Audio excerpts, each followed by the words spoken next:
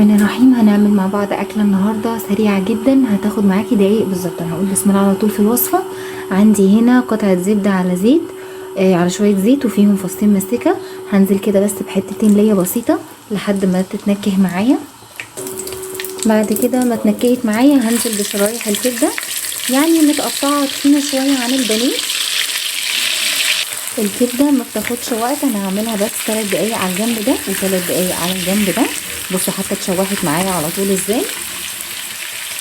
هنزل بقى بفص توم مفروم واحد بس، وكام قرن فلفل سواء حامي او رومي اللي بتحبيه.